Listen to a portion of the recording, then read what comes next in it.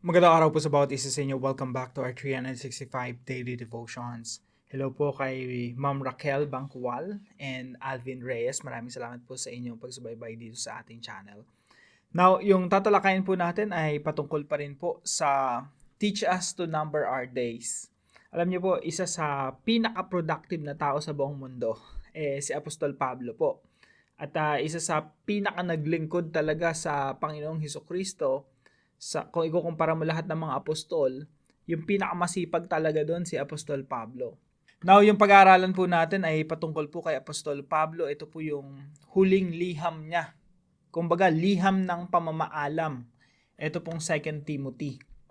So, sabi po rito sa 2 Timothy chapter 4, verse 6 and 7. Sabi po rito, "For I am already being poured out like a drink offering, and the time for my departure is near. I have fought the good fight. I have finished the race. I have kept the faith." Siguro nung binabasa to ni Timoteo, si Timoteo po ay disipulo ni Apostol Pablo, siguro talagang bumabaha ng luha habang binabasa to ni Timoteo. Kasi po ito si Apostol Pablo, naging inspirasyon talaga kay Timothy. Sabi po rito sa Tagalog, "Sapagkat dumating na ang panahon ng pagpanaw ko sa buhay na ito. Ako'y mistulang isang handog na ibinubuhos sa dambana. Pinagbuti ko ang aking pakikipaglaban.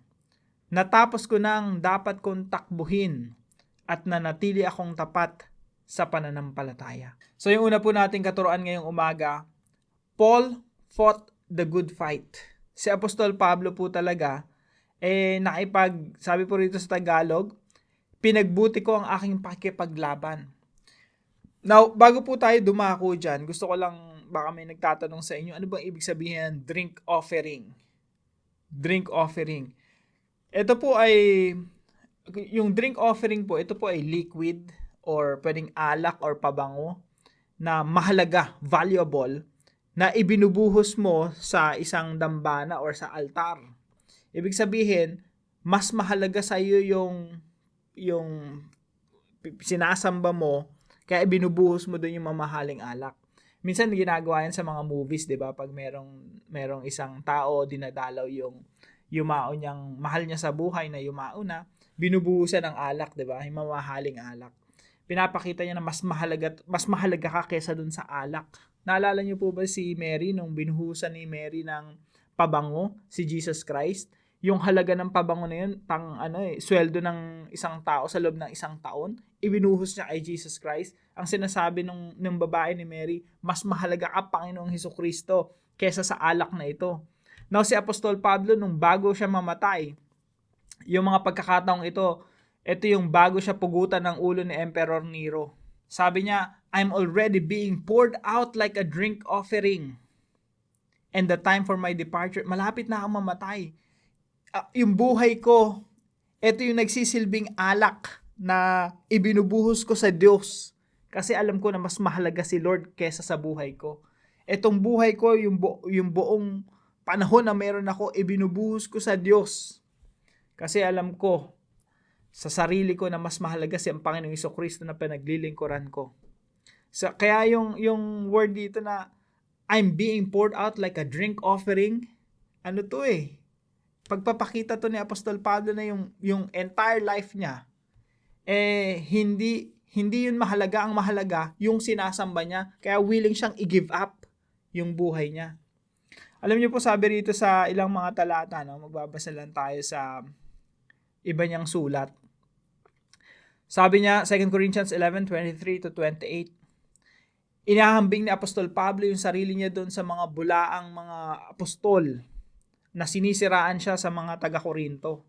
Sabi niya, "Sila ba'y mga lingkod ni Kristo? Mas mabuti akong lingkod ni Kristo kaysa kanila. Para akong isang baliw na nagsasalita ngayon. Higit ang aking pagpapagal kaysa sa kanila. Ako yung talagang nag-preach ng gospel. Etong mga to, hindi naman Ba't sa kanila kayo naniniwala?" Yun ang point ni Apostol Pablo rito Ako yung talagang naglingkod sa Panginoong Hesukristo. Sabi rito, ako talaga yung naghirap.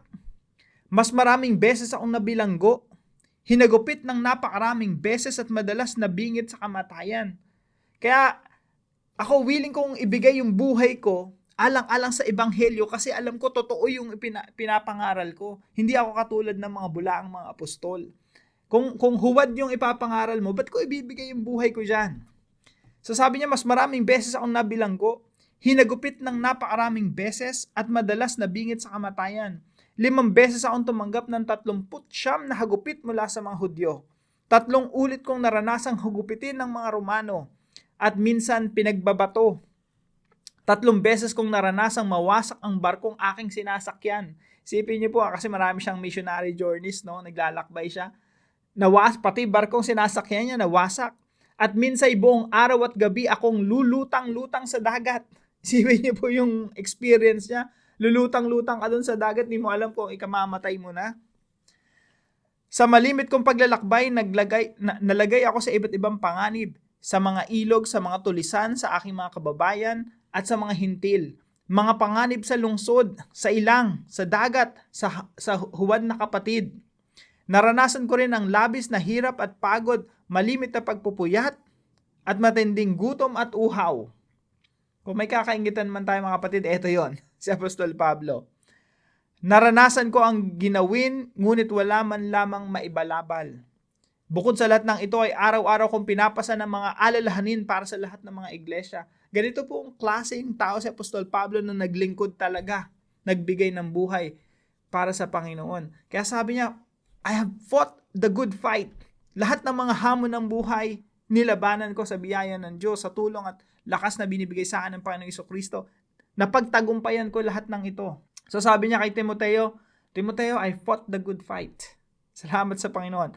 I have finished the race. Ano po ba yung race, yung takbuhin sa Tagalog po? Natapos ko na ang dapat kong takbuhin. Sabi po dito sa Acts chapter 9 verse 15 and 16, ito yung takbuhin ni Apostol Pablo. Ito yung ibinigay na misyon ng Panginoong Jesucristo sa kanya. And by the way, si Apostol Pablo, kung hindi nyo kakilala siya yung taga-usig ng mga Kristiyano. At nung naengkwentro niya ang Panginoong Jesucristo, nakilala niya si Jesus, binigyan agad siya ng misyon. At ito yung misyon na ibinigay sa kanya na sinabi kay Ananias. Sabi dito, this man is my chosen instrument. Gagawin kong kasangkapan yan si Pablo to proclaim my name to the Gentiles and to their kings and to the people of Israel. Sabi niya, gagawin kong kasangkapan yan si Pablo upang dalhin ang aking pangalan sa harapan ng mga hintil at ng mga hari at ng mga anak ni Israel. So si Apostol Pablo po, marami siyang mga missionary journeys. Yung Europe, iniikot niya. Yung Turkey, Greece, Italy, tsaka mga isla na yan, pinuntahan niya lahat yan. Ang gagawin niya, ipangaral ng Panginoong Jesucristo. Humarap siya sa mga gobernador, sa mga hari, at pinakahuli, gusto niyang harapin yung emperor na nagpapugot ng ulo sa kanya. So, dito po sa mga talatang ito, makikita niyo po, ito yung takbuhin ni Apostol Pablo eh. Literally, ang dami niyang missionary journeys. Pero ang sabi ni Apostol Pablo kay Timoteo, Timothy, I have finished the race. At panghuli po, Paul kept the faith. Sabi niya kay Timoteo, Timothy, I have kept the faith. Kung isipin niyo pong mabuti, ang dami ng dahilan. Si Apostol Pablo na lahat ang may dahilan para mag-give up. Tingnan niyo po, hinagupit ng napakaraming beses, nabingit sa kamatayan ng maraming beses. 5 beses akong tumanggap ng 39 na hagupit mula sa mga Hudyo, may hagupit ng mga Romano, pinagbabato, nawasak, 3 beses na naranasang mawasak ang barkong sinasakyan. Isipin niyo po yan, parang kung sa panahon natin ngayon, parang malas eh. Ang tindi na experience niya. At araw-araw nasa panganib siya. Yun ang yung kung mayahambing natin ngayon sa time natin ngayon, ito yung taong parang lagi na lang nasa panganib. Pero ang sabi ni Apostol Pablo, I've kept the faith.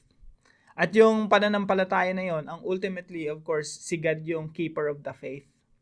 Kaya nga sabi niya rito sa 2 Corinthians 4:7 and 9, hindi ito dahil sa akin eh. Ito ay dahil sa Diyos. Ito ay sa Diyos at hindi sa amin. Kabilaan ng pagpapahirap sa amin, ngunit hindi kami nalulupig. Kung minsan nababagabag, ngunit hindi kami nawawala ng pag-asa. Inuusig kami, ngunit hindi pinapabayaan. Napapatumba kami, ngunit hindi lubusang nalulugmok. So, si Apostol Pablo nanatili sa pananampalataya at dito sinasabi niya na yung Diyos talaga yung nagpapalakas sa kanya. God is the keeper of the faith. Sabi po sa Book of Hebrews, si Jesus Christ, He is the author and the perfecter of our faith. Now, sa atin po, marahil pag tayo dumanas ng mga karanasan ni Apostol Pablo, siguro matagal na tayo nag-give up. Sa dami ng mga pangarib at pagsubok na kanyang naranasan, matagal na siguro tayong sumuko. Pero lahat po tayo, umaasa tayo sa biyaya ng Diyos na yung Diyos magpapalakas sa atin. Alam niyo po, itong mga sinabi ni Apostol Pablo na ito yung gusto nating sabihin toward the end of our life. Pag mamamatay na tayo, ito yung gusto nating sabihin, I've fought the good fight, I've finished the race, I have kept the faith. At nawa, ito po yung sabihin talaga natin, maging maganda yung paglalakbay natin, maging kagaya ni Apostol Pablo. Kaya po, unang application natin ngayong umaga, start our journey with the end in mind. Sa ating paglalakbay, ngayon, kung ikaw bago kang Kristiyano, ngayon ka pa lang nagsisimula, dapat alam mo na yung dulo. Ang dulo dapat eto. Eto yung dulo, yung sasabihin mo someday, pag mamamatay ka na, Lord, I have fought the good fight by the grace of God. Kaya sasabihin mo sa disipulo mo, o sa mga anak mo, I have fought the good fight, I have finished the race, I have kept the faith. So ngayon kung nagsisimula ka pa lang sa pananampalataya, dapat alam mo na ito yung gusto mong sabihin pag matatapos na yung buhay. Pangalawa po, seek to be a servant of King Jesus.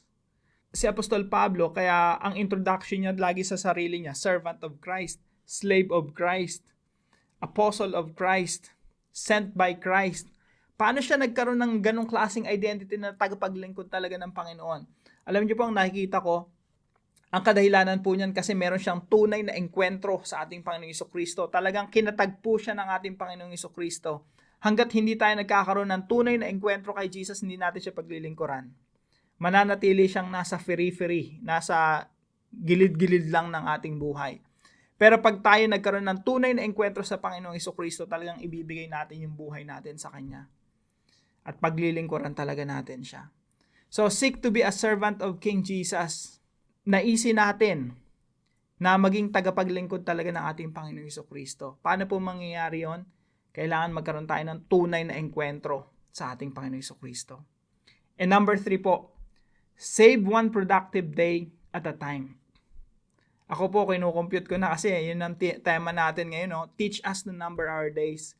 Ako po, pag 62 years old na ako, simula July 1, kinumpute ko 9,314 days yung nalalabi ko na lang bago mag 2050. So, ang goal ko every day dapat maging productive ako. At hopefully kahit hindi man lang hindi kagaya ni Apostol Pablo, at least malapit-lapit kay Apostol Pablo. So, mga kapatid, save one productive day at a time. Bawat araw i-offer natin sa Panginoon na maging productive tayo, mabigay natin yung best natin bilang paglilingkod sa Kanya. Tandaan po natin yung devotion natin nung nakaraan, 1 Corinthians 15:58, yung give yourself fully to the work of the Lord. Ibig sabihin, araw-araw ng buhay mo para sa Panginoon yun, hindi lang araw ng linggo. Kasi kung linggo lang yung para sa Panginoon, hindi fully yun. Sabi po sa Bible, give yourself fully to the work of the Lord. Ibig sabihin talaga, 100% of your life para sa Panginoon. Para sa huli ng ating buhay, masabi rin na natin na I'm already being poured out like a drink offering. And the time for my departure is near. I have fought the good fight, I have finished the race, I have kept the faith. So save one productive day at a time. At pag inipon po natin yung araw-araw na productive tayo, pagdating ng huli, makasasabi natin yung buong buhay natin, nagawa natin yung best natin, naging makabuluhan para sa Panginoon. Para po sa ating discussion, how does Paul's letter of departure challenge us to serve King Jesus? Itong sulat na to ni Apostol Pablo kay Timoteo, paano nito na-challenge yung buhay natin na maglingkod lalo sa ating Panginoong Jesus? Para naman po sa ating panalangin, Father, have mercy on me. Do not allow me to start well and finish poorly. I have only one life to offer. I pray that your name will be glorified now and until the end of my life. My deepest desire is to honor you. I humble myself before you. I'm a sinner with a tendency to stray from you. Please preserve me until the end. Like the Apostle Paul, at the end of my life, I would love to say, I have fought the good fight. I have finished the race. I have kept the faith. So help me God. In Jesus' name, amen and amen.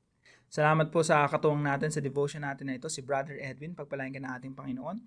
At kung kayo po may natutunan sa devotion natin na ito, ipalam nyo lang po sa comment section right below this video. And please share this devotion to your family and friends. Pagpalain po kayo ng ating Panginoon. See you po tomorrow 5 a.m. dito sa ating daily devotion.